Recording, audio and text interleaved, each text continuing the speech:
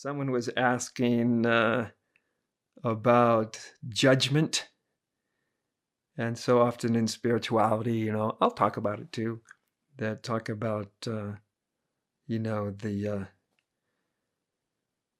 perils of in judgment. When I talk about judgment, I'm really talking about judgmentalism. Of course, we all have to make judgments in a given day, or we have to be able to discern things, right? That's part of clarity, is being able to discern things. And we do make judgments. I think in a spiritual sense, judgmentalism, which seems like a worldwide epidemic.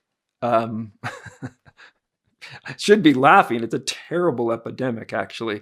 Just judgment rampant, just judgmentalism, right? Everywhere. And so we're just encouraged, what do you think about this or that or that or that? And judgments. And then we have technology to empower our judgments out into the world. And that just becomes a chaotic mess, which it is right now. It doesn't become a chaotic mess. It is a chaotic mess when we individually or collectively get way too attached to our judgments.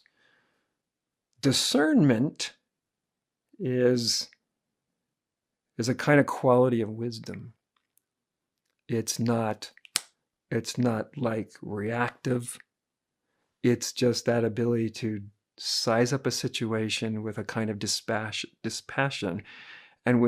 And then we can see something more clearly in it, right? When we're emotionally all invested, it's hard to see clearly. Even if we think we're seeing clearly, it's very challenging then to actually see clearly. So again, we don't want to take a lot of these teachings as like an end point, like non-judgmentalism. If we took that as an end point, then we can never come up with a judgment or a discernment in our lives, which would be, just tremendously disabling.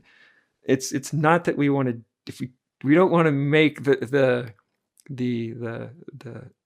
practice as the goal. It's necessarily right. So,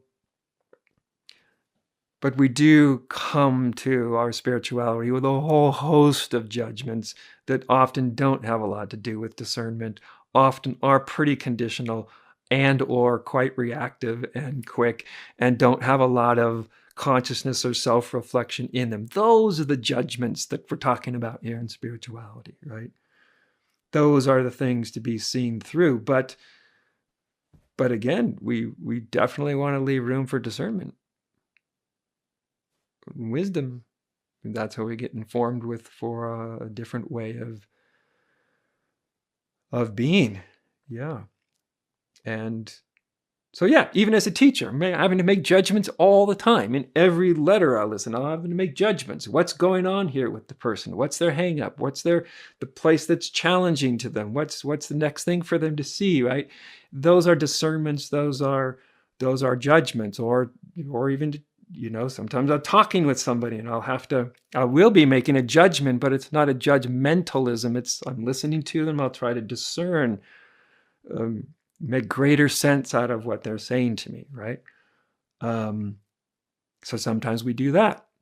Sometimes a spiritual teacher gives feedback that other people don't like. But that's not the teacher's job, is to be liked. It's to be as clear as they can possibly be. I think if we do that with great consistency and some compassion and love in our heart, we're probably going to be fairly liked, but nonetheless.